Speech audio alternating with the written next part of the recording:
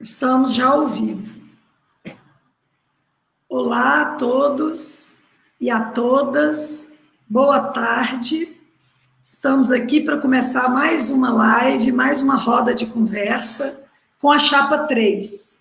Eu sou do Leal e sou candidata pela Chapa 3 à eleição do Conselho e estou aqui hoje para conversar com ótimos candidatos, com candidatos queridos, ilustres, e vamos fazer uma breve apresentação. O nosso tema hoje é a valorização profissional e o relacionamento dos escritórios, dos arquitetos autônomos, dos profissionais que estão na batalha do dia a dia, da arquitetura, do ato de projetar em si, né, com o CAU.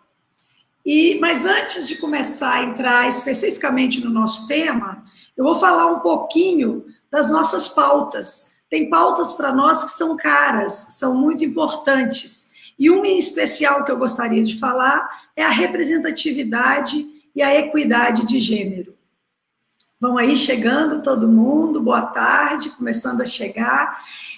E aqui nós vamos iniciando a falar da nossa pauta. Uma breve fala minha, eu vou mediar essa conversa. Nós quatro somos da iniciativa privada, né, de escritórios, e vamos falar dessa representatividade, porque nós buscamos na nossa Chapa 3 ter esse mix de todas as áreas de atuação, não só da iniciativa privada, dos escritórios, os autônomos, os empresários, como também de professores, de servidores públicos, de todas as áreas de atuação, de patrimônio, de projeto em si, de edificações, de planejamento urbano, de meio ambiente. Tentamos abordar todas as áreas. Outra representatividade importante é a representatividade territorial. Minas Gerais é um estado muito grande, né? Nós somos divididos em 6 regiões dentro do CAU, dentro do Conselho, e nós procuramos equilibrar essa representatividade. Então, nossa chapa tem, em suas primeiras posições, componentes e profissionais de todas as regiões, norte, sul, leste, oeste, Triângulo Mineiro e Zona da Mata, e a região central com a área metropolitana. Também somos preocupados com a pauta feminina, com a representatividade feminina dentro do Conselho. Uma pesquisa do CAU nos diz que 63% é a média de mulheres no nosso colegiado, na nossa categoria no Brasil todo. Especialmente em Minas Gerais, somos 67% dos arquitetos e arquitetas. Então, nós também queremos ampliar essa representatividade feminina, tanto na gestão quanto na participação das discussões do Conselho em geral, nos estados, no Conselho Federal. E, dessa forma, também estamos procurando toda uma representatividade ética, de faixa etária, misturar os jovens com os mais experientes, e assim ter uma passada de bastão da experiência, um debate com a juventude, com o frescor das ideias dos jovens. Então, temos também participantes na chapa de todos os tempos de formado, dos mais jovens aos mais experientes.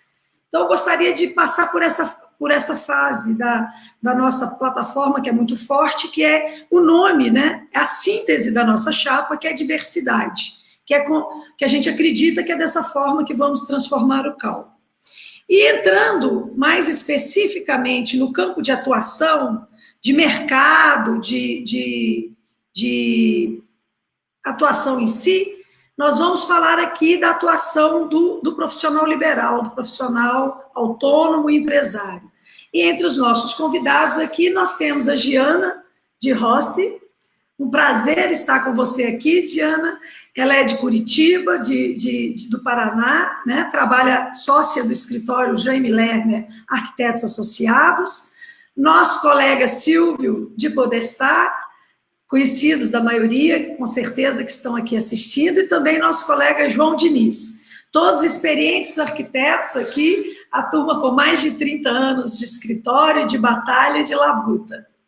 Então, vamos falar de valorização profissional, vamos falar da importância do arquiteto se envolver na política pública do fazer arquitetônico, do fazer planejamento urbano, de estar envolvido com as questões da classe. Nós trabalhamos muito, né? Antes eu falava com Silvia, a gente conversava, a carreira solo na arquitetura, ela não é uma carreira ideal, né? O bom é a gente trocar ideias entre nós, ter equipes de arquitetura, podermos trocar experiências e termos um projeto mais rico, né? Um criticando o outro como um ponto de confronto e de debate, para que para o desenvolvimento do projeto isso é perfeito. E aí vamos ter mais assuntos para poder conversar, vocês vão poder fazer perguntas, eu vou fazer uma primeira rodada de apresentação aqui agora, convidando a nossa convidada de fora de Minas Gerais, né, Giana de Rossi, para falar um pouquinho, somente uma apresentação, 1 ou 2 minutos. Vamos fazer uma rodada de apresentação e depois a gente vai ter os tempos de cada um poder falar da sua experiência e de como vê a valorização profissional, as questões na nossa categoria, do nosso exercício profissional. Muito bem-vinda, Giana. Pode falar. Abre seu microfone. Não se esqueça do microfone. Isso. Boa tarde a todos. Eu sou a Giana de Rossi, arquiteta formada pela PUC Paraná. Eu trabalho no escritório do Jaime Lerner há 33 anos.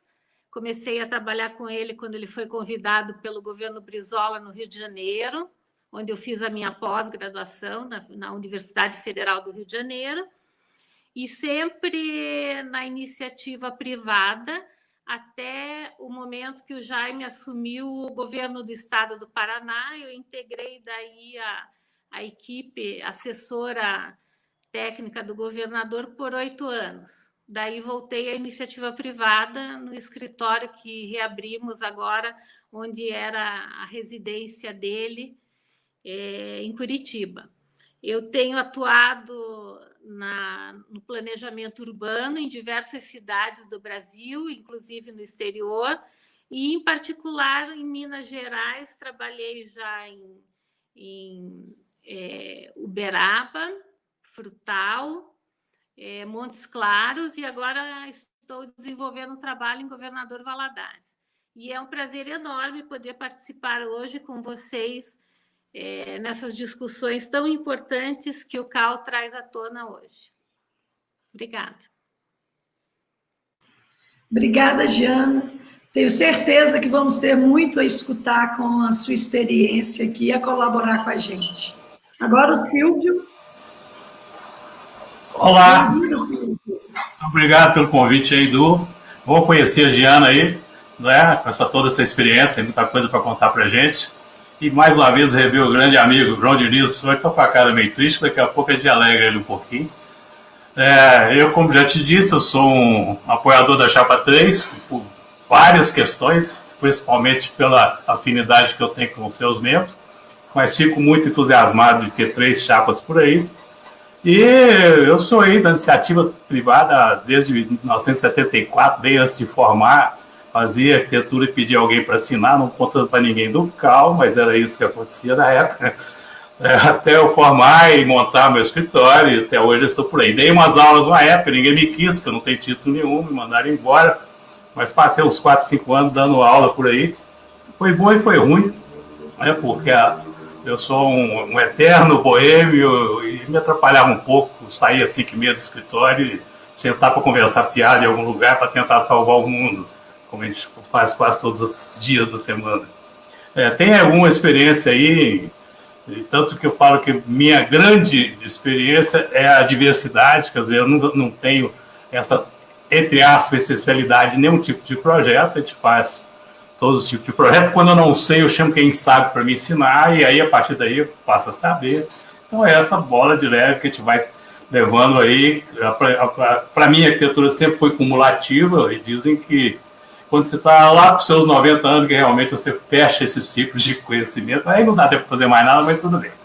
Então é isso, eu acho que gostar do que faz, encarar desafios e também se preocupar com as políticas dos conselhos, dos institutos e das outras autarquias que estão aí para nos ajudar a ser conduzido ou conduzir a nossa carreira. Legal, Silvio. Sempre aprendendo, né? Eu acho que a nossa profissão ela tem essa bondade de podermos ser longevos, né, no trabalho e continuarmos. A gente vê o Jaime Lerner, vê Paulo Mendes da Rocha, como você diz, 90 anos, está aí fazendo aniversário, ganhando prêmios, interessado. Eu acho que isso, inclusive, prolonga a vida, né? Acho que nós estamos privilegiados.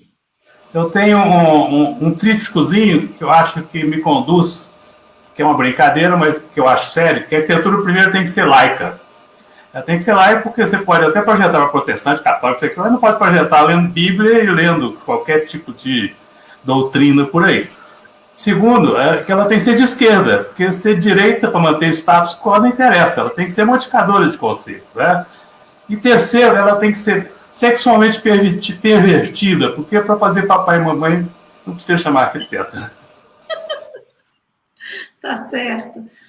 Essa é a minha base teórica, vou dizer assim.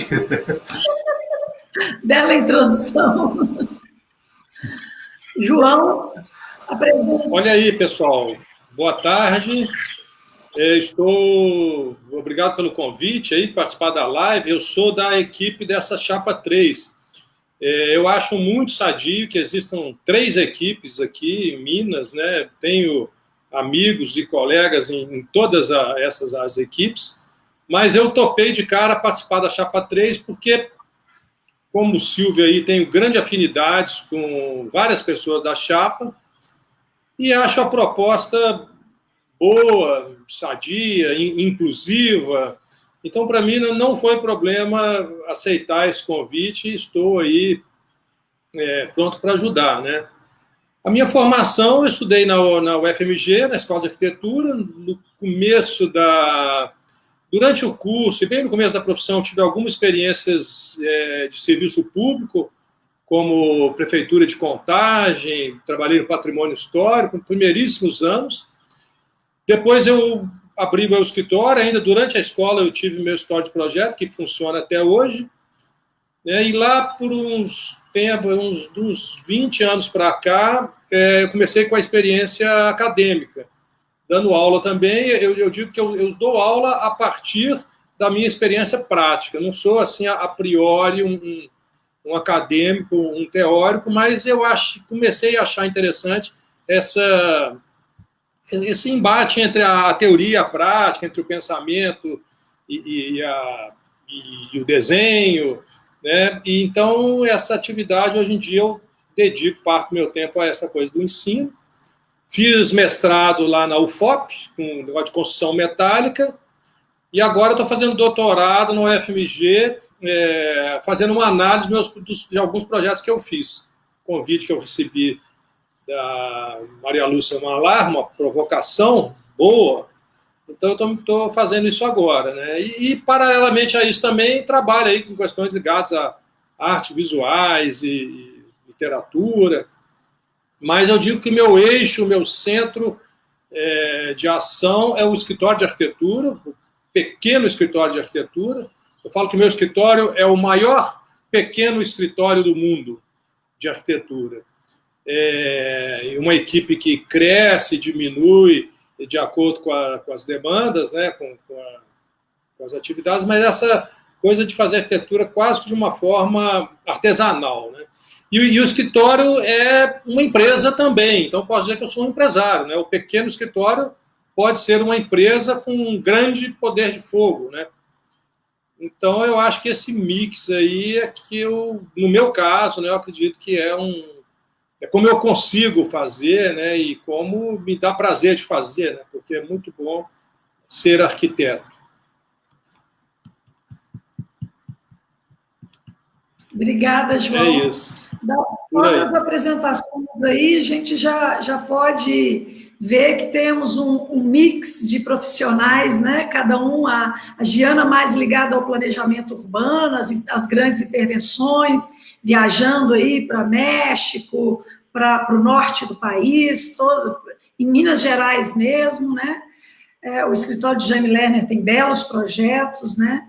E o Silvio é um pouco mais parecido com o meu escritório, né? Nós somos mais de trabalhar mesmo dentro do escritório, projetos, todo tipo de projeto. Meu escritório também é generalista, né? Eu gosto inclusive dessa denominação, né? Eu acho que tanto o objeto arquitetônico, como o conjunto, como o quarteirão, o bairro, como a cidade, você tem um espaço aí, né, para criatividade, para crítica, para o diagnóstico e para uma construção legal, né, no campo da arquitetura e urbanismo. Acho que a gente tem que se envolver com essas várias escalas e podemos contribuir para elas. Então, acho muito legal. E o João, que mistura a academia também, o gostar de dar aulas e com a sua experiência. Que eu acho, João, que é uma coisa falha nas nossas diretrizes e que agora estão até tentando, de alguma forma, corrigir. Agora já estão chamando de volta alguns arquitetos que tenham obras construídas para darem aula. Que eu acho que uma profissão como a nossa, e existem outras também, que uma parte delas tem que ser prática, tem que ser mais próxima de quem projeta, né? No dia a dia, não só na questão da teoria, da história, do estudo, que é tão importante quanto, mas um equilíbrio mesmo entre a prática e a teoria é desejável dentro das escolas de arquitetura, né? Então, eu acho que isso é um aperfeiçoamento que é um debate bom a ser feito. Então, vamos começar. Agora vamos fazer uma rodada de conversas, né? A gente tem essa temática, que é da valorização profissional e a relação com o CAL dos profissionais, né? Temos algumas pautas importantes, que é o combate às formas aviltantes de remuneração, né? Construir um respeito, um esclarecimento com a sociedade, do quão que a gente é importante para a qualidade de vida dos espaços públicos, para a qualidade de vida das edificações, seja ela para o trabalho, seja ela para a moradia ou para o lazer, né? Ampliar e consolidar esse protagonismo dos arquitetos nessa gestão do espaço urbano, da reforma, essa atenção à arquitetura que é feita hoje sem o auxílio, né, de profissionais habilitados. O próprio CAL já fez essa pesquisa em 2015, mas não mudou tanto.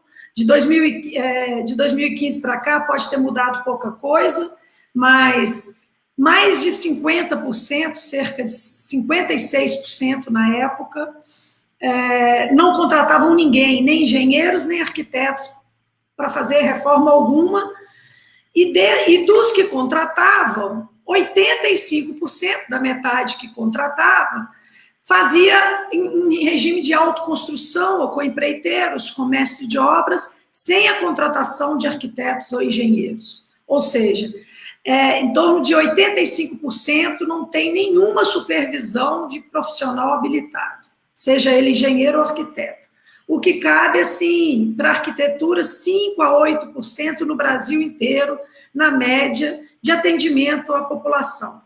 E, principalmente, não precisa falar, as classes mais vulneráveis, que têm direito à arquitetura pública, né? Desde 2008, nós temos a Lei 11.888, de assistência técnica de habitação de interesse social, mas que ainda não decolou, e é um grande papel que o CAL pode fazer, um grande mercado a se abrir, a trabalhar essa arquitetura para as populações que não têm acesso financeiro a pagar os arquitetos.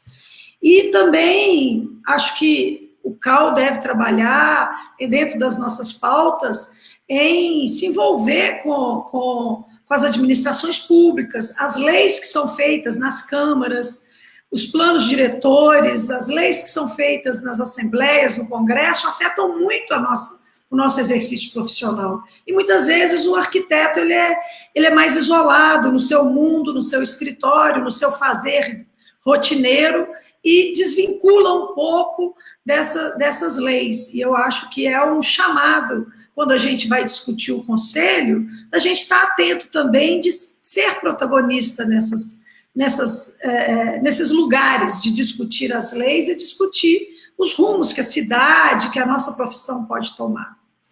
Então, temos muito trabalho, né, tanto técnico quanto político, né, quanto coletivo, né, e é por isso que a Chapa 3 é diversa, tenta ser inclusiva e abraçar todas essas vertentes do fazer arquitetônico.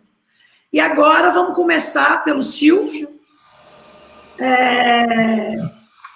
Houve um pré-combinado antes nos bastidores, né, que a gente começaria com um da casa, para depois a gente ouvir a Giana, nossa convidada.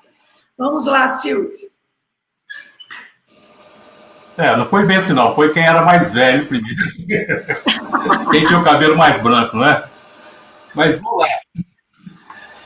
Eu vou fazer essa abordagem a partir de pequenos casos e coisas assim. Eu comecei a minha vida profissional, talvez todos nós aqui,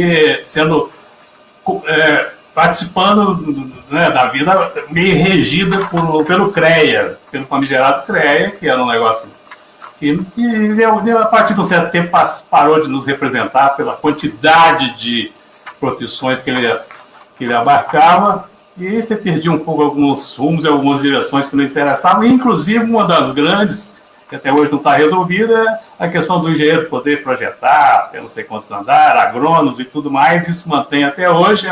Eu fiz engenharia durante 4 anos, na verdade, eu ajudei um punhado de engenheiro a passar de ano no desenho geométrico lá, o que dá atribuição à engenharia e agronomia para projetar é 4 meses de desenho geométrico copiando uma planta e um cortezinho. Quer dizer, isso é uma falcatrua danada, mas existe esse negócio e vai rolar até essa turma que tem direito morrer um dia, sei lá daqui quanto tempo, né?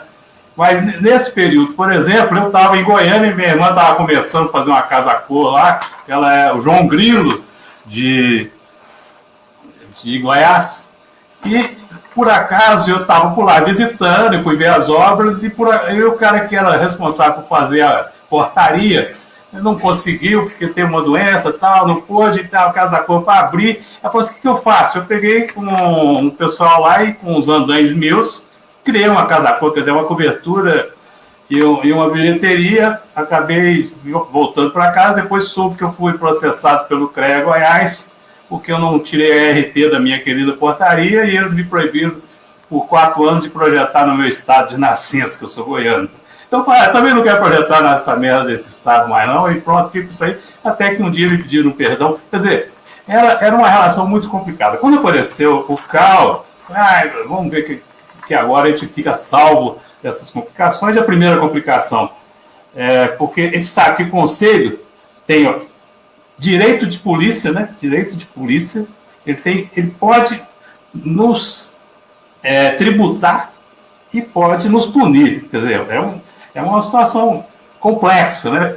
Fora polícia mesmo, fora tribunais, os conselhos têm esse direito. Mas eles deveriam, do meu ponto de vista, também abarcar outras questões. Essas aqui, que a Du falou, que é a ampliação da participação feminina, equidade de gênero, inclusão, representatividades regionais, diversidade de atuação, isso é fundamental e todas as chapas têm que ter isso. Isso é igual quando você candidata a vereador e fala: eu vou cuidar da saúde, da educação, da moradia, do transporte. Mesmo que você não faça isso, tem que ter na sua chapa essas questões todas, né? Aí, depois, essa coisa das normas técnicas, discutir essas outras questões que são, na sequência, são fundamentais, né? Nós temos, por exemplo, mesmo com essa inclusão, aqui, tem 4 branquelos aqui. Eu nunca vi um índio, nunca vi nenhum negro representando ninguém nos conselhos, muito menos nos IABs, muito menos antigamente nos CREAs. Então, falta muita coisa ainda, né? E aí, eu imaginei que a gente poderia também incluir nessa pauta, não sei se é um assistencialismo, mas pensa bem o seguinte: ampliaria talvez a nossa relação com esse conselho se eu tivesse alguém lá dentro que ajudasse eu a coordenar numa obra as novas desempenhos, por exemplo, que estão aí para ficar e nós temos responsabilidades imensas sobre elas, tal. Mas eu estabeleço lá como projeto e falo como é que tem que ser um piso para não fazer barulho lá de baixo e coisas assim, e depois o consultor vai lá e não faz, e eu que pago o pato, e quem é que me defende nesse negócio todo aí? Então, existe uma ideia que existiria antigamente, de ter algum corpo advocatício dentro do CAL que possa nos libertar, ou nos ajudar, ou nos conduzir para certas causas que cada vez vão se ampliar mais, e cada vez nós vamos entender menos como nos defender dessa malha que está pintando por aí. Eu lembro de um amigo meu francês do Rio Pomba, está lá desde início da década de 70, que falava o seguinte: aqui na França ninguém casa, porque se acontece alguma coisa na obra, o arquiteto é culpado, e se ele não existe mais, a mulher que é, se a mulher não é, o filho, é o neto, então ninguém casa para não ter que passar essas culpas para a sequência familiar. Então, a gente pode chegar até numa situação parecida com essa, e a gente precisava de algum tipo de esforço ou reforço advocatício que podia fazer isso.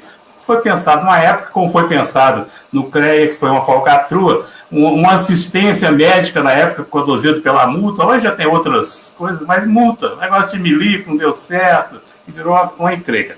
Mas, por exemplo, todo mundo aqui tem problemas com a prefeitura. A prefeitura virtual e digital, ela interfere como uma espécie de julgadora das suas ações, e por aí ela, de forma nenhuma, você tem, com a mesma rapidez que ela te pune, a contrapartidas. As suas respostas são através de recursos morosos e tudo mais, e muitas vezes esses prazos que são fundamentais para se terminar uma obra dentro da legislação, eles acabam sendo comidos por aí, né? E eu me lembro também umas dificuldades de escritórios que estão aí se reduzindo, com menos ganho, ou querendo trabalhar de uma forma um pouco mais riponga, igual o João falou ali, ó, riponga no sentido de ter as suas liberdades também, de não ficar dentro de uma carapuça corporativa, é que, basicamente, daqui a pouco a gente não vai conseguir mais pagar os softwares. E eu lembro que na década de 80 apareceu aqui um grupo que te achou que nós estávamos com a vida salva. Estava entrando nos computadores, 80 para 90. E o grupo Som de Nova York, não me engano, ou Chicago, ele desenvolveu um software para arquitetura que na época era considerado top de linha, e ele estava viajando pelo mundo para disponibilizar isso.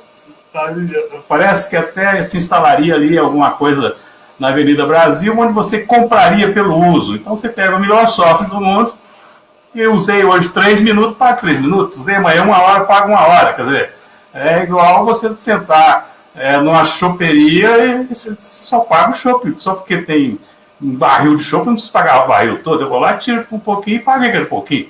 Então isso era uma coisa que a gente poderia pensar um pouquinho mais para frente, né?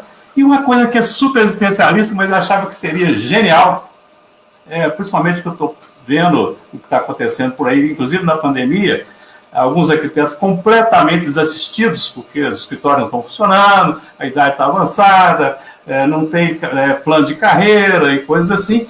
Quem sabe uma casa do arquiteto nos moldes da Casa dos Artistas do Rio, onde você possa ter grupos ali que continuem ou trabalhando, ou se ajudando, ou se encontrando. Existem pequenas escalas, a turma que vai para o Minas, a turma que vai ser para onde, a turma que vai ser para onde, mas isso poderia, de alguma forma, estar aí funcionando dentro de uma ajuda ou de uma composição que um conselho possa... Sei lá se o conselho pode fazer isso, eu estou falando tudo que...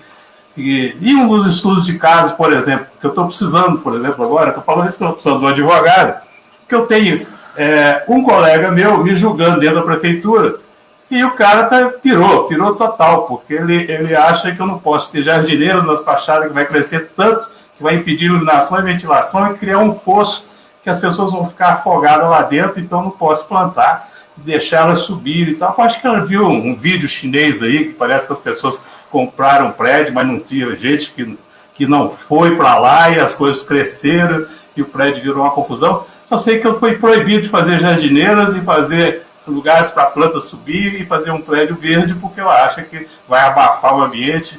E são coisas realmente surreal. E eu não tenho como me defender disso. Então, ambientes de trabalho podem ser muito bem conduzidos pelo CREA. Éticas, honorários, mas isso não é só isso que compõe toda a atividade. Acho que as outras questões algumas eu falei aí são bem existencialistas, mas esse conjunto de coisas que fosse possível, né, não só filosoficamente como inclusão, mas realisticamente como ajuda no software, ajuda, sei lá, não é ajuda igual essa coisa do governo das R$ 600 por mês, não, é uma coisa de profissão, onde você tem essa troca, né, como um professor faz com um aluno.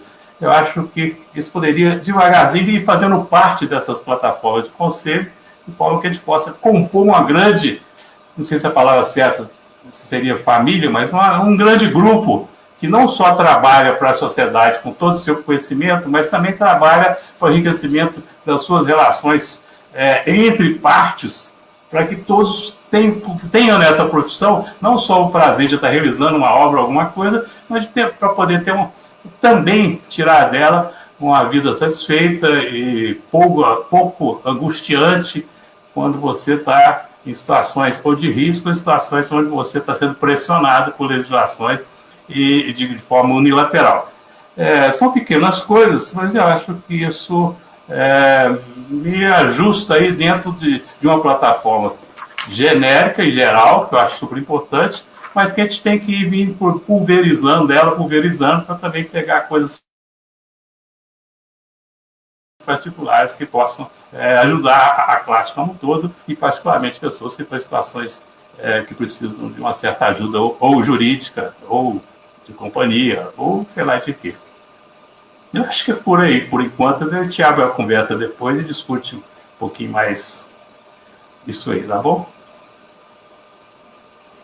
Tá ok, Silvio, obrigada. Eu anotei algumas coisas, a gente já tem na nossa plataforma essas questões como software para a classe inteira, para a categoria inteira. A gente sabe que isso é um ônus muito pesado em cima dos escritórios, né?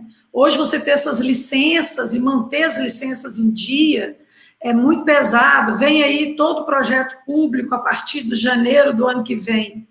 Todo o projeto para todo o espaço público, todo projeto de natureza pública terá que ser através do BIM, né, que é um sistema de softwares, um processo, né, desde do levantamento até o processo de controle de obra, de cronogramas e de quantitativos, tudo interligado com a interface, né, tecnológica. E eu realmente fico muito preocupada com que os escritórios vão se adequar a essa nova realidade. Eu acho que isso vai ter que ser uma negociação grande. E o que é fácil da gente discernir um pouco das obrigações do Conselho é que as obrigações do Conselho, elas se dão para coletivo. Não dá para ser individualizado em coisas que pode assim melhorar a vida do arquiteto, mas só quem quiser, né, como se fosse convênios ou parcerias, mas coisas que abarcam a profissão e que vão melhorar, não de forma assistencialista, mas vão criar um ambiente de trabalho que seja interessante, que seja produtivo e que ajude os profissionais a aprimorarem sua prestação de serviço, né? Porque o principal objetivo, missão do CAL é a boa prestação de serviço para a sociedade, né? Ele regula, ele pune quando é necessário, mas, em princípio, ele deveria ser preventivo, deveria ser educativo e ajudar que a prestação seja melhor. Mas a gente vai ter oportunidade de falar isso, inclusive, dos advogados e do colégio de entidades, porque muita coisa talvez não seja o CAL a fazer, mas o CAL pode ser o articulador com as entidades e levá-las, apoiá-las, tanto financeiramente quanto juridicamente, para que se tenha essas como a casa do arquiteto e outras coisas mais, no colégio de entidades, que é muito interessante. Mas vamos ouvir um pouco agora a fala da nossa colega do Paraná, Giana. Bem-vinda, Giana, agora com você. Queremos te ouvir um pouco sobre a profissão. Eu gostei muito da reflexão que o Silvio trouxe para a gente, né, da gente pensar no arquiteto em si, e queria trazer um outro elemento para a nossa conversa, que é a questão das cidades, né? Por exemplo, eu me lembro que Minas Gerais, eu acho que tem mais de 850 cidades, né? Uma coisa assim. E só 33 delas têm mais de 100 mil habitantes. Então, nós temos um elenco enorme, mais de 800 cidades em Minas, com menos de 100 mil habitantes.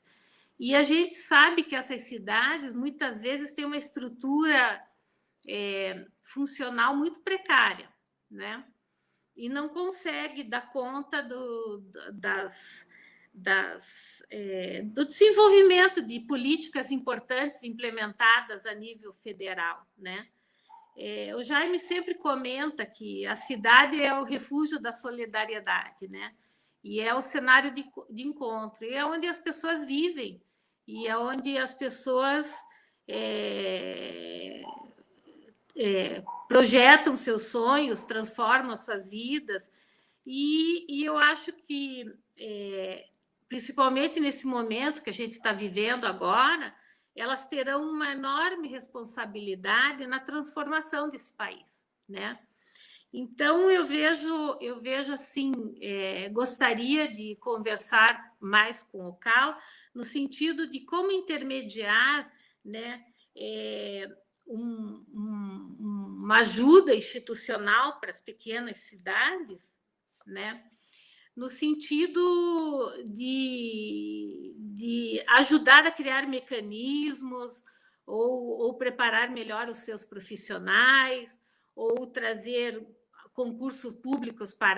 mais concursos públicos para obras, né, com termos de referências um pouco mais estruturados, para a gente ter uma arquitetura pública um pouco mais robusta, assim, trazer assim o verdadeiro papel social da arquitetura, né, nas cidades, nos espaços públicos, na qualidade, nos aspectos locais de identidade, né, sempre buscando essa qualidade dos aspectos públicos.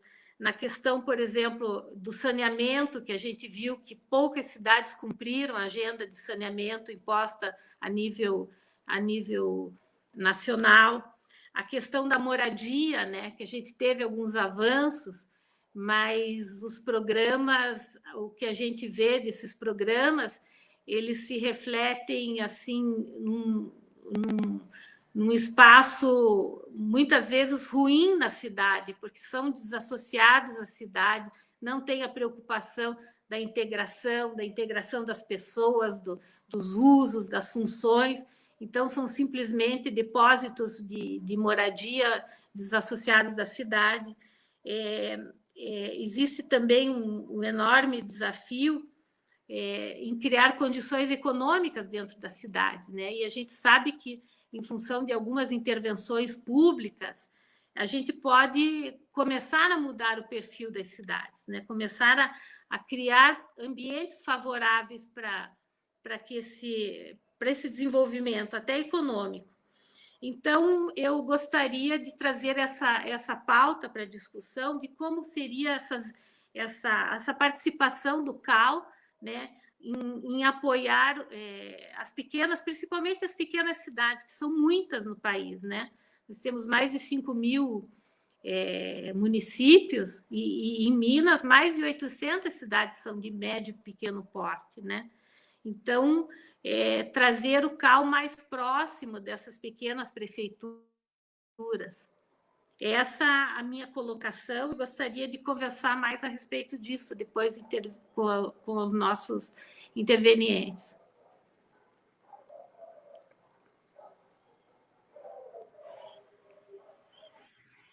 Obrigada, Giana. Muito interessante essa questão. A gente tem na nossa plataforma essa proposta, porque, inclusive, planos diretores para cidades pequenas, né? Nossas cidades, muitas vezes, não têm sequer arquitetos, não tem uma orientação, as prefeituras não têm uma orientação. Nós queremos aproximar, sim, dessas cidades médias e de pequeno porte, que muitas vezes a fiscalização não alcança, não tem capilaridade. levar não só a fiscalização no sentido punitivo, mas a fiscalização no sentido da vigilância, da troca de experiência, de levar o conhecimento, de ajudar nos editais, né, da boa contratação de serviços, observando o desperdício que há, às vezes, em obras inócuas, sem sentido algum, que não tem nenhum resultado para aquela população, né?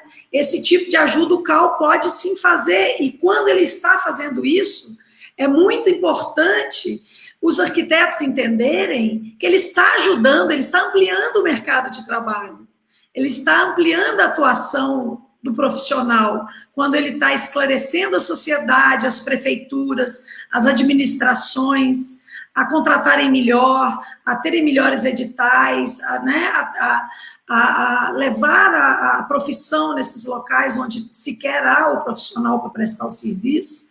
E isso amplia, isso defende a profissão e o profissional. Acaba que nós assumimos um protagonismo que ele está ou esquecido ou assumido, como o Silvio bem falou, por engenheiros agrônomos, agrimensores, fazendo loteamentos que não tem nenhum tipo de socioambientação, são apenas riscados e ruas, depósitos, né, de moradia, são apenas um reticulado, né, feito para vender lotes e pronto. E isso tudo é muito importante nesse debate. Gostei muito da sua fala, vamos voltar nisso com certeza. Agora com o João. João, fale para nós um pouco.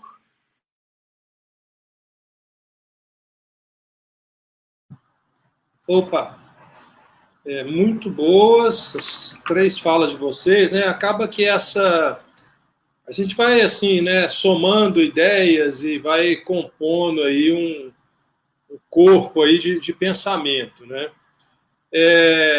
A chapa, né, em si, ela tem essa visão ampla, né, do que uma gestão do CAL pode fazer. E a gente aqui, como convidado, assim, a gente vai mais apontando pontos, né?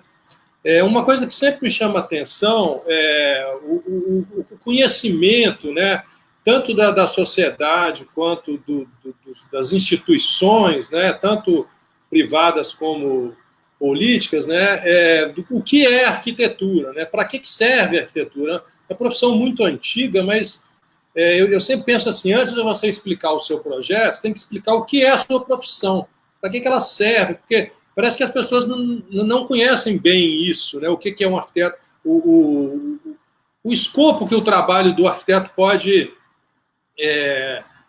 prestar, né, e até onde ele pode chegar e o quanto que ele pode ser útil, né. Então, esse tipo de campanha já houve aí em outros CAUs e tal, mas eu acho que é uma questão assim, né, quando fala da valorização da profissão, né, dizer assim, o que é a profissão, né, assim, o que essa profissão pode fazer por todos, né. E aí eu acho que é uma questão que eu já vi acontecer aí em outros, até em outros países fora do Brasil, que é a questão da memória da profissão, né? Agora nós acabamos de ver uma polêmica enorme aí sobre a doação que o Paulo Mendes da Rocha fez do acervo dele para Portugal. Aí teve gente que malhou, teve gente que elogiou, etc. e tal, mas mostra como que é frágil o entendimento que a gente tem dessa memória, né? Então, assim, para a gente ter futuro, eu acho que a gente tem que ter memória, né? Assim, então, essa questão de que acho que cada estado poderia cuidar um pouco disso, da memória do que já foi realizado naquele estado. Minas Gerais, com certeza, tem uma memória riquíssima. O Silvio está aí, um editor incrível de arquitetura, aí, que botou muita coisa, muito trabalho pessoal do ponto de vista editorial e tal. Então, eu acho que isso seria uma coisa interessante, né? Dentro dessa memória, eu gosto também de pensar na memória recente, né? Por exemplo, as premiações do IAB, né? que é uma instituição, né? A união do CAL com o IAB, eu acho que é uma coisa muito sadia, porque, de certa forma, eles se complementam, e o IAB em Minas tem essa coisa da premiação anual do IAB, e eu já vi isso acontecer na França, em Barcelona, que quem ganha esses prêmios, eles ficam como fosse uma indicação para fazer algum trabalho público, quer dizer, são arquitetos premiados pela própria profissão, né, que os colegas reconheceram e tal, eles estão aptos a prestar um serviço para a comunidade, dentro dessa linha aí que a Giana falou, né, das pequenas cidades do estado, etc. E principalmente os jovens escritórios, né, os arquitetos novos, porque eles, de certa forma, têm menos acesso. Então, que todos esses eventos aí que acontecem né, em termos de premiações, etc., tal, isso podia já indicar algum trabalho para quem ganha. Quer dizer, esses caras são profissionais destacados, e então eles podem demonstrar isso, ter uma chance de demonstrar. Então, eu acho que isso aí poderia haver um vínculo entre o IAB e o CAL com as instituições que contratam, né, que distribuem os projetos, né, que às vezes nem tem o corpo de arquitetos dentro das próprias instituições, né? Às vezes tem e às vezes não tem. Quer dizer, isso o CAL poderia facilitar esse acesso a esses trabalhos, né? Uma coisa que eu acho que é interessante, que o CAL fez esse trabalho há poucos... Quando começou o CAL, né, que eu achei legal, foi o negócio da tabela dos honorários, né? Assim, pode-se falar que ela ficou defasada, que ela acessa valores que são irreais, etc. Mas eu queria entrar, não tanto no aspecto assim do custo do trabalho do arquiteto, que é uma coisa importantíssima, mas no escopo do trabalho. Porque muita gente fala assim, não, o custo, quanto é que você cobra e tal. Quer dizer, o que você faz? Né, assim, e aí vai um pouco daquele começo da minha fala, né? Explicar o que o arquiteto pode fazer. Né? Então, assim, antes de falar do custo, falar do escopo, né? Assim, porque quando a comunidade, a sociedade em geral, entende esse escopo, ela vai ver que talvez ela não dê conta de fazer, porque a arquitetura assim, todo mundo acha que sabe fazer, né? Muita gente se julga capaz, né? Os leigos, né? Sei lá, entre aspas, né? Então, assim, mas é porque não conhece o escopo. Acha que é fazer uma planta, desenhar uma planta, etc. Então, esse tipo de divulgação, eu acho que seria interessante, né? Uma outra questão também, mudando um pouco o foco, né? Na área do ensino, há um ano atrás, houve uma grande polêmica, a questão do ensino remoto, né? Acho que várias universidades queriam fazer aí a coisa muito... Escolas de baixa qualidade com ensino à distância, e as próprias escolas, e eu acho que o CAL, não tem muito detalhe sobre isso, mas eu li rapidamente sobre isso, que o CAL também foi contra essa coisa do ensino remoto, né?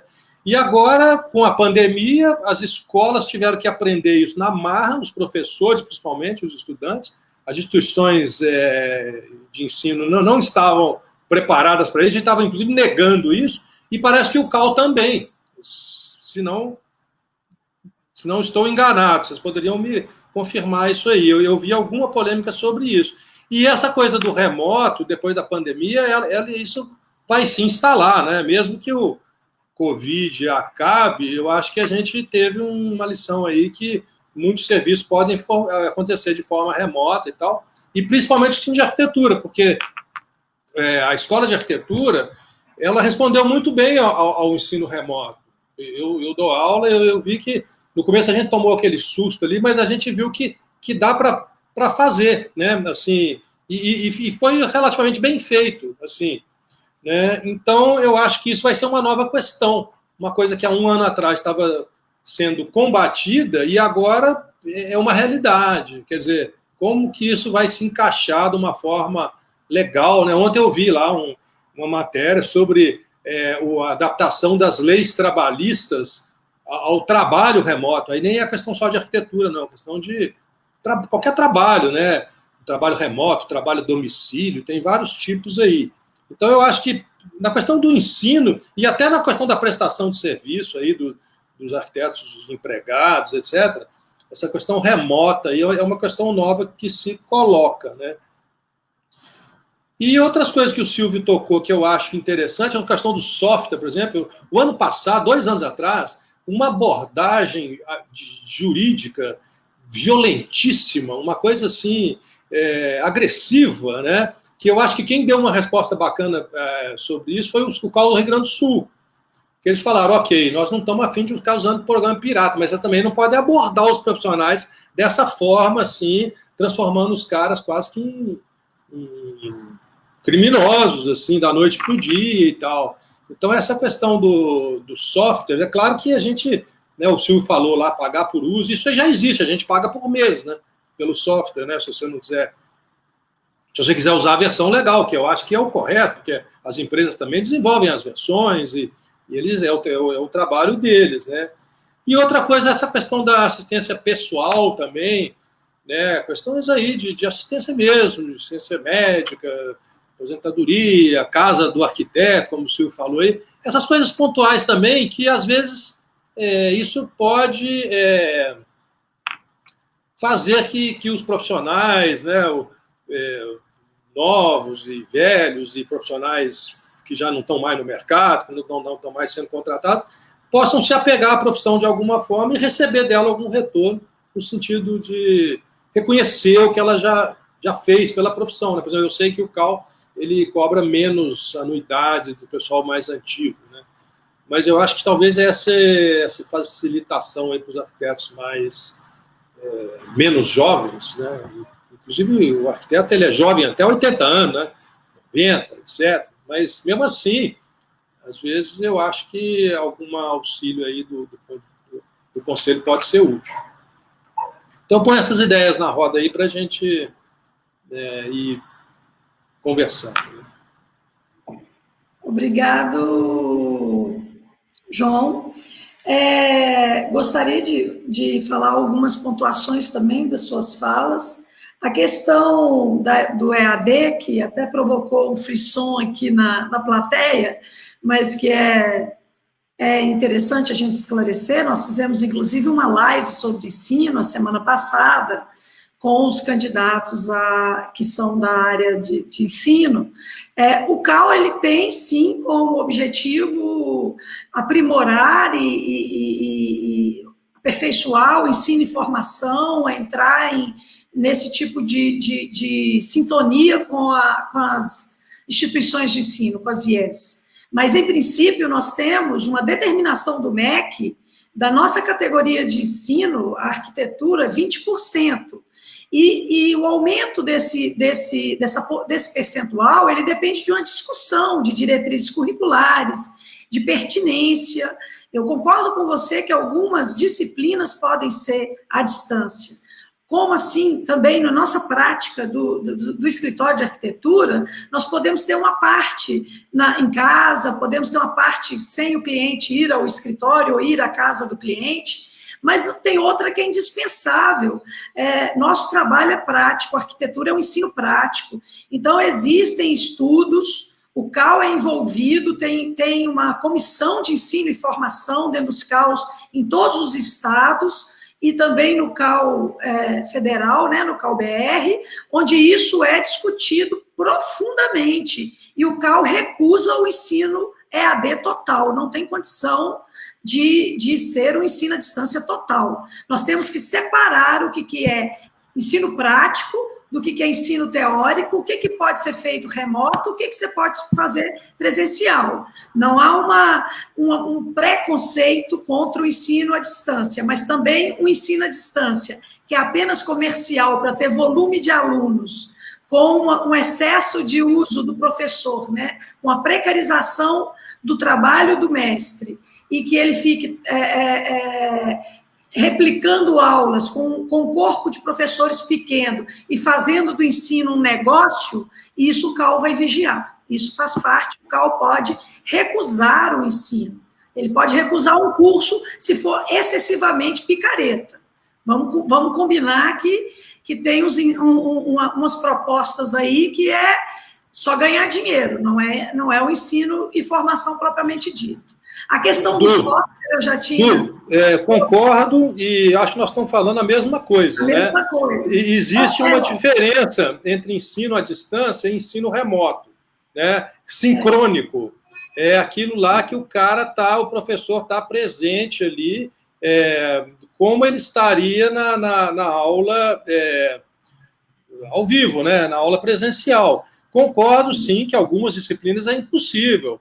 questão da visita à obra, o material, alguém falou aqui, topografia, ok, né? E outra coisa também perigosa é das salas muito grandes, o cara bota 300 alunos numa sala virtual aí e tal. Né? Então, assim, não é uma defesa do ensino à distância de jeito nenhum. É uma realidade nova que nós vamos ter que considerar uma nova ferramenta. Uma nova ferramenta, eu acho que veio para ficar e vai trabalhar uma parte de todas as profissões, não só da arquitetura.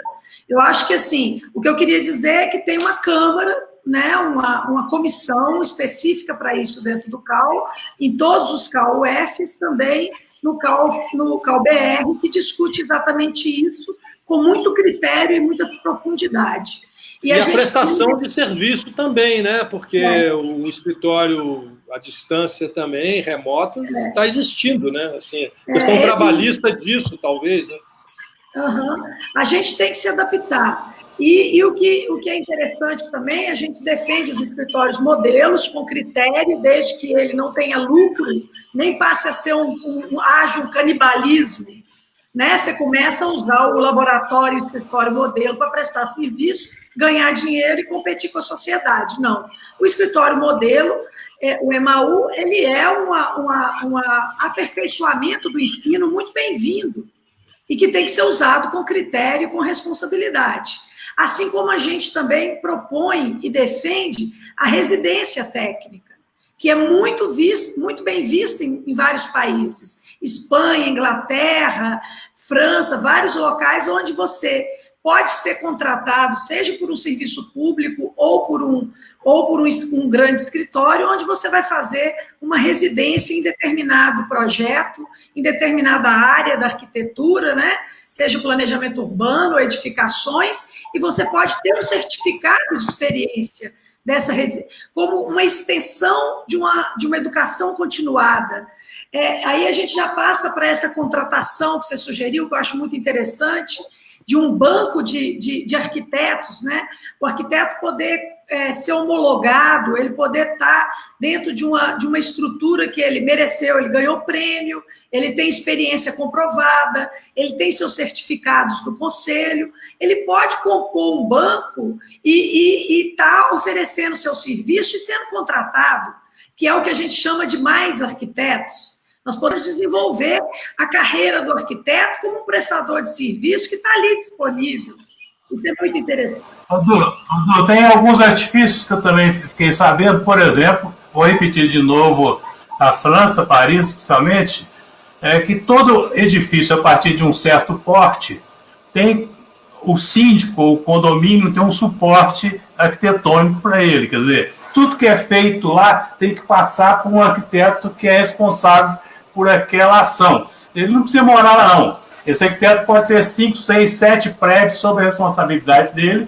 Ele recebe uma taxa pequena por mês para estar ativo ali, vendo as modificações e as questões que são necessárias a ser atacadas dentro do conhecimento de arquitetura, e por mês ele recebe isso aí. Então, arquitetos, esse mesmo meu amigo lá, que hoje praticamente não está trabalhando mais, ele vive basicamente disso, né? Basicamente da sua experiência nessa área e no auxílio que ele dá a esses edifícios para não só respeitar, muitas vezes, o seu patrimônio, a sua história, mas também que nada seja feito fora de certas técnicas que podem causar mudanças de éticas ou mudanças estruturais ou mudanças de direito autoral. Então, ele que regula todas essas questões.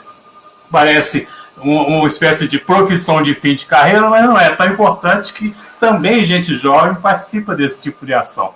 Então, quando eu falo de coisas que parecem existencialistas, elas são, na verdade, como você bem disse, tem chance de ser apoiada pelo Conselho, né? Mesmo que sejam praticadas por outras instituições, por outras questões, e o Conselho deixar isso bem divulgado e abrir bem isso. Você pode pegar o agrobusiness, por exemplo, ensina todo mundo a ter uma cooperativa, por exemplo. Claro, independente de nem todo mundo querer ser cooperado, mas existem cooperativas com muito sucesso de pequenos, médios e grandes portes no Brasil que são assessoradas pelas suas instituições que se regem lá, né? Então, essa forma de pseudo-assistencialismo ou assistencialismo direto, né, apoiada ou efetuada ou diretamente pelo Conselho. Conselho, para nós, tem que ser tudo, né?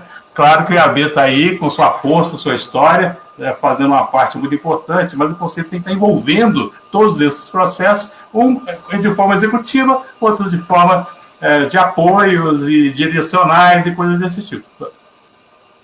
Eu acho que o Conselho ele pode ser um grande articulador e apoiador dessas cooperativas.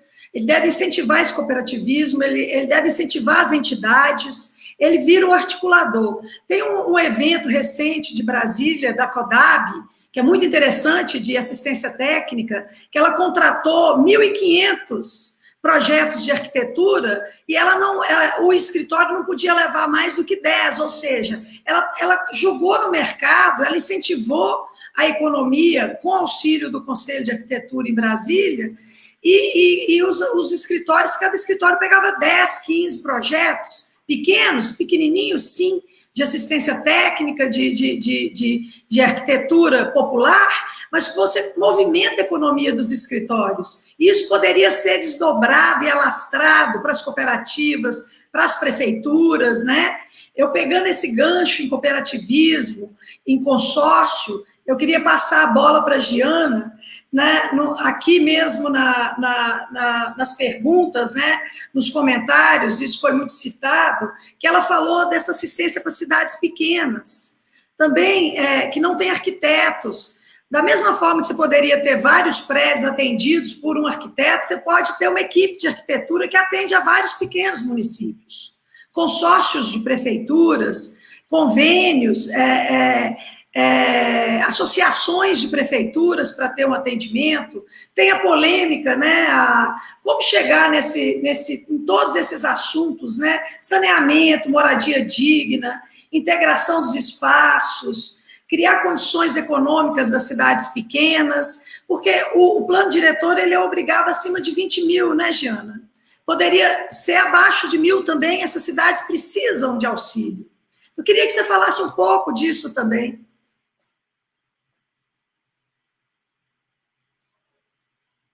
Direta mesmo, como o João comentou, né? Habilitar arquitetos, criar maneiras de habilitar arquitetos para dar assistência às cidades, mesmo principalmente arquitetos jovens, né? Jovens arquitetos. Talvez através de concursos, de pequenas intervenções, começar a habilitar esses jovens arquitetos para entrar no mercado. Porque a gente sabe que essas cidades têm uma carência muito grande no corpo técnico, né? E também a gente vê, a gente acaba conhecendo muitos planos diretores que são cópias de outras cidades, né?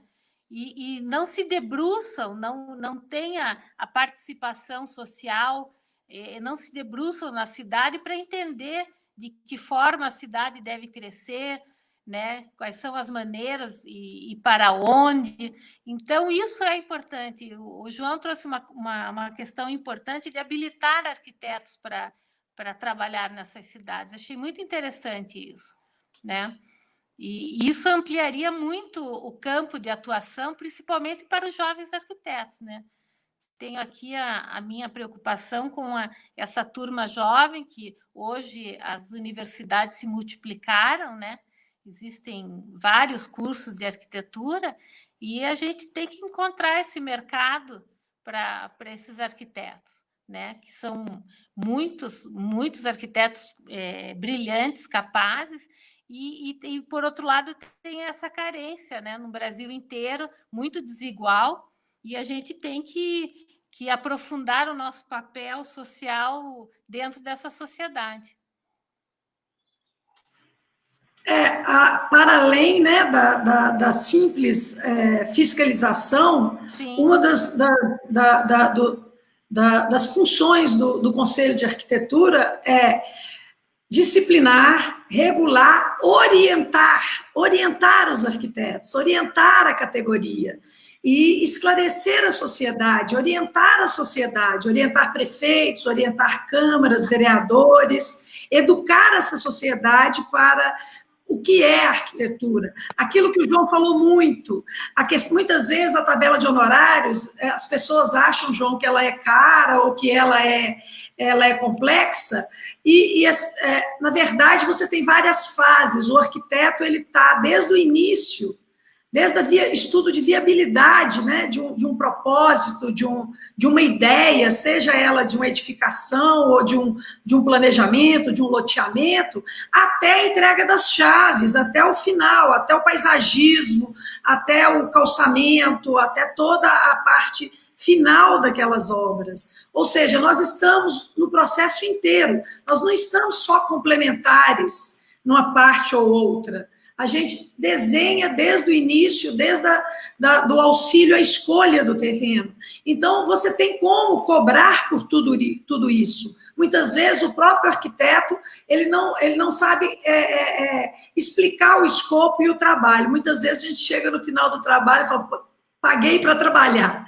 Trabalhei muito mais do que eu dei a entender, né? Nós precisamos de ser mais claros com os clientes. E o CAL pode ajudar nisso. O desenvolvimento dessa tabela de honorários, ele vem de 3 décadas, desde a época do CREA, e ele tem essa função de orientar. A tabela de honorários, ela passa a ser, não impositiva, mas uma ferramenta para você mostrar para o seu cliente, seja ele do setor público ou do privado, o que é que o arquiteto faz, cada etapa de um trabalho, né? O escopo, essa definição do seu papel todo. Então, e você pode cobrar partes, né? Você não precisa, talvez, ser total naquele processo. Então, temos várias dúvidas nessas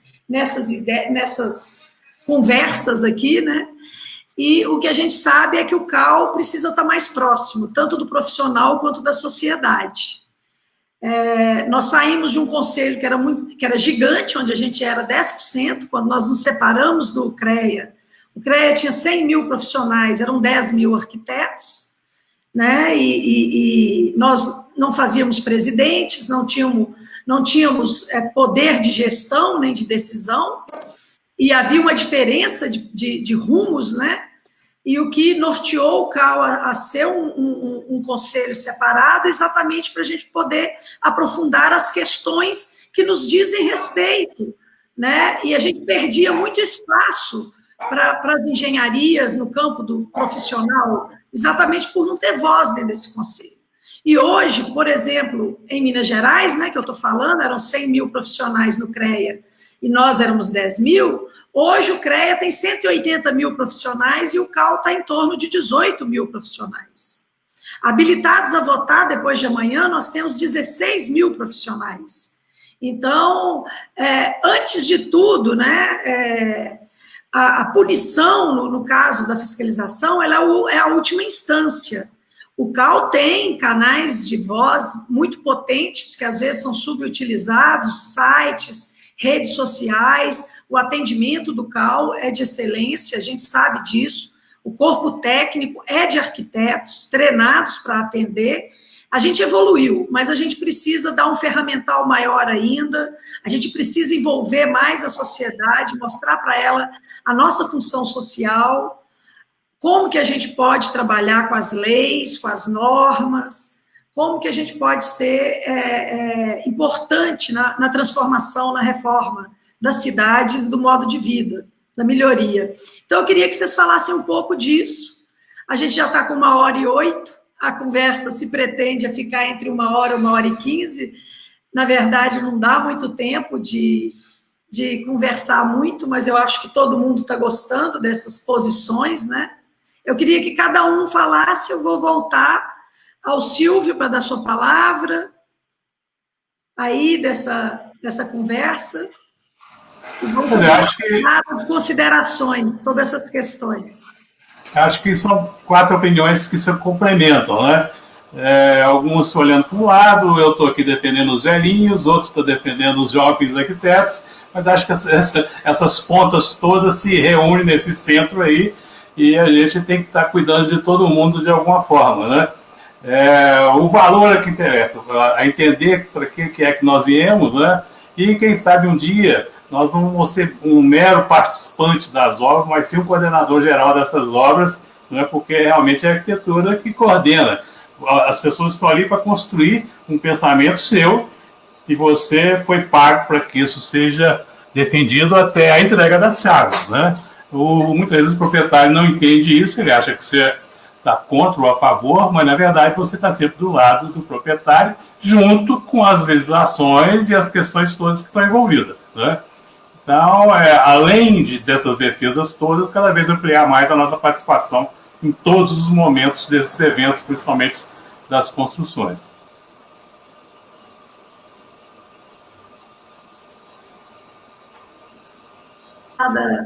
Final aí para a gente ir chegando, nós estamos chegando ao fim. Suas considerações? Seu microfone está fechado.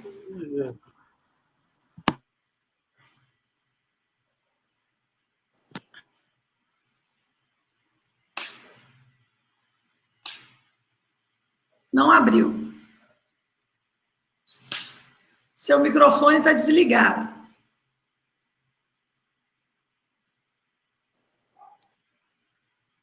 Não, fechou de novo. Aí.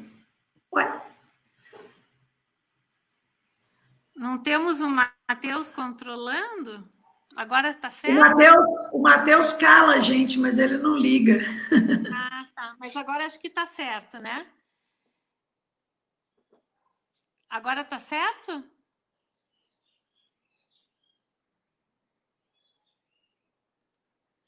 Eu acho que está certo agora. Estão me ouvindo? Estamos te ouvindo. Então, sim. A palavra de ordem é ampliar a nossa participação, né, em todos os segmentos. Tentar ampliar a participação na formulação das leis, na assistência aos os mais experientes, a criar condições para que os jovens se insiram no mercado, né? E abrir sempre esse canal de conversação, eu achei fundamental, porque a gente vê que cada um tem um ponto de vista e isso pode agregar valor ao nosso conselho, né? Fortalecer o nosso conselho. Essa é a ideia, né? Sempre fortalecer o nosso conselho. Então, eu achei muito interessante essa participação, né? E acho que a gente tem que ampliar essa participação, trazendo inclusive os estudantes, né? Para começarem a entender o que é a profissão, como deve se apresentar as questões dos honorários, né? As questões da legislação, porque é uma atuação enorme, né? A gente tem uma atuação muito ampla, né? A nossa atuação não é eu vejo que a gente atua em todos os segmentos da sociedade e o arquiteto pode atuar, né? Não só na elaboração de um projeto arquitetônico, mas pode atuar, inclusive, em outras questões na arte, né? Na questões, enfim. Então, eu acho muito interessante essa comunicação e esse foco de sempre ampliar nossa participação em todos os segmentos da sociedade. Muito obrigada. Muito obrigada. Concordo plenamente. Vamos lá, João, as suas considerações.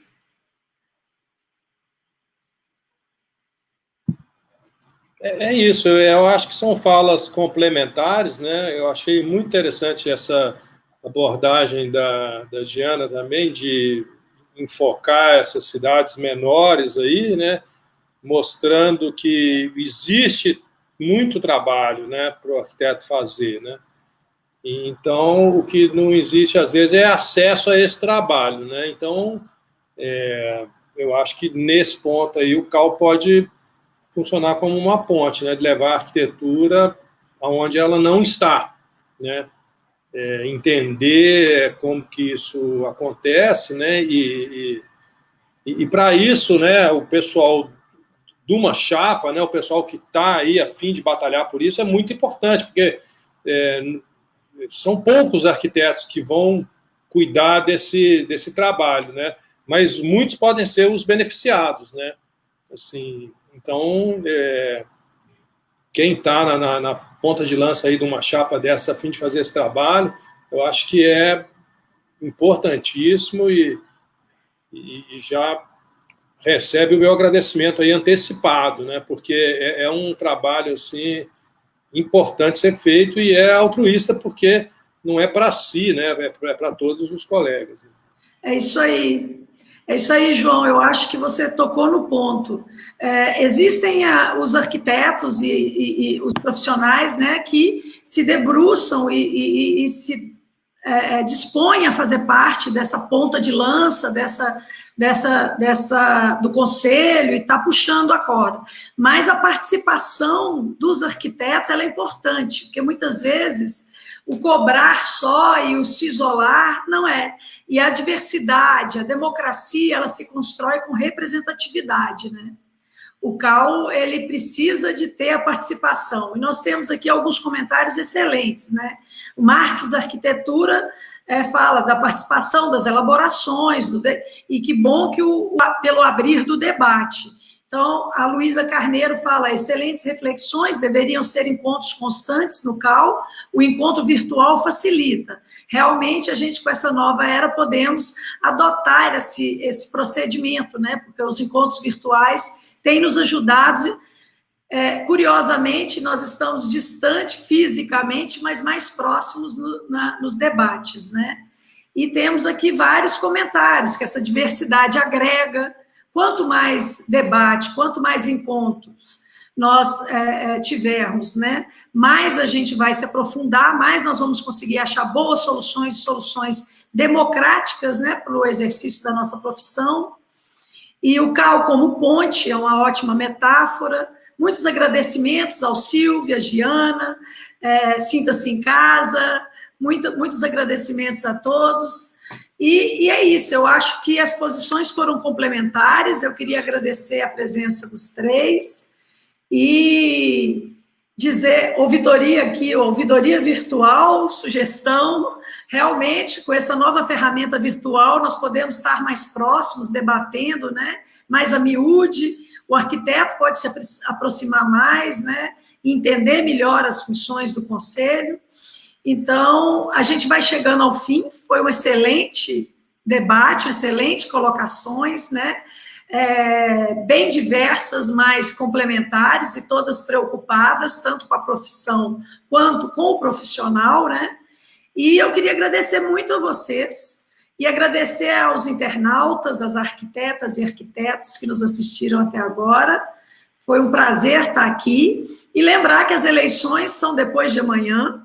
Nós somos da Chapa 3, estamos aqui pregando a diversidade, queremos trazer para a nossa chapa, para o nosso debate e para o Conselho todas as pessoas do Estado, todos os territórios, todas as gentes de todas as origens, né? As mulheres, os jovens, os velhinhos, os idosos, todos que se dispuserem a discutir e a fazer um CAU melhor, a debater o nosso conselho e a melhorar o ambiente da nossa profissão e o exercício da nossa profissão, sempre entendendo que nós somos muito importantes. Então, dia 15/10, Chapa 3, vote Chapa 3, CAU-MG.